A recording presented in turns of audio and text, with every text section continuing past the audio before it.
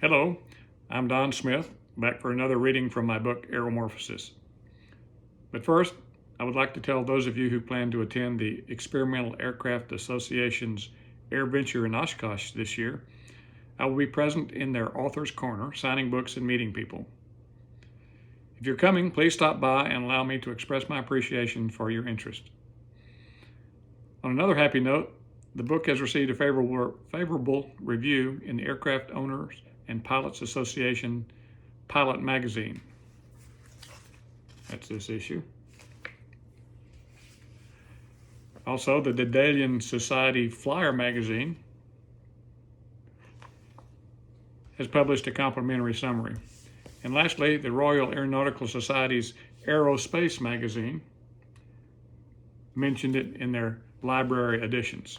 You can see those reviews in the review section of the Aeromorphosis website. Also, links to the previous readings on YouTube are there. Today I want to read from a chapter called Moose. Jack Hoffbauer, who passed away in 2017, started Jack's Air Service at Moosehead Lake, Maine. A fellow Delta pilot based in Boston, he offered us a Delta discount. That usually meant quadrupling the regular price and then having it for the deal. However, this offer was too good to pass up. For $400, one could obtain an add-on single-engine seaplane rating, which included a hotel room. In July of 1983, I signed up for the deal. After an hour-and-a-half drive from Bangor, I checked into my room and met my instructor, Bob O'Brien. The perfect weather suggested a swim in the lake. Having endured some winter flying in Maine, I cautiously approached the water. To my surprise, the water near the surface warmed me like a bath. A few feet below, however, lay the Maine I remembered, very cold. Seaplane flying merges the joys of sailing and flying. Like sailing, an acute awareness of the wind facilitates docking, takeoff, and landing. Our airplane, a Cessna 172 on conventional floats, sported a high wing which enabled docking. Seaplanes with pontoons near the wingtip are difficult or impossible to dock. They are usually amphibious and simply lower their landing gear in the water and taxi up a ramp. After a thorough briefing, Bob and I launched to try it. Moosehead Lake is 26 miles long, and after dozens of takeoffs and landings, we reached the far end of the lake. At that point, I had all the basics. Only finer points such as on-step turns and glassy water landings remained. The next day, I rode a power line patrol. Jack had a contract to fly the electric power line right away, looking for potential problems.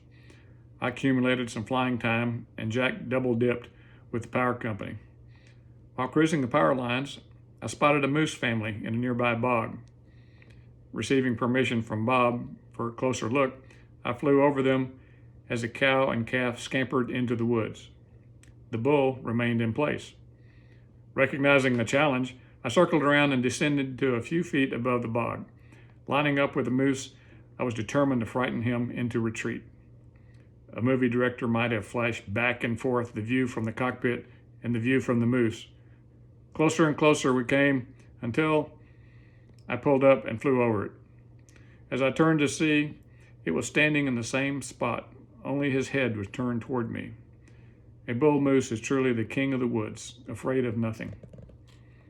On the third day, we practiced step turns and other details. Bob asked me to dock near a house at the far end of the lake. He disappeared into the house and returned about 45 minutes later. "Do I want to know what happened in there?" I asked. "Don't ask," he answered. As we taxied away, I felt a bump as the water rudder hit a rock. Taxiing back, we got out and discovered one of the water rudders had a significant bend in it. "Jack is going to be really mad about this. Let's fly over to my friend's house where he can fix it," Bob said. And so we did. We removed the damaged part, pounded it straight, replaced it. No one would know. "Bob, I have a theory about soloing an airplane. I think that if you haven't soloed it, you haven't really been checked out. After all, you might be just humoring me," I said. "No, Our insurance doesn't cover you soloing it. We can't do that, he said. How about we alight near that island, you get out, I fly around a few minutes, pick you back up, and no one will ever know about my soloing or your bent water rudder, I said. Okay, I get it, blackmail. Well, okay, let's do it, he said. That flight went fine. I took my check ride the next day from a nice lady who had been an examiner for many years. My research shows that that airplane is still flying, used by Jax Air, providing tours and charter flights from Moosehead Lake. That's my moose story. And to come clean, this flight suit is not the same size I wore 50 years ago. Hope you enjoyed the story.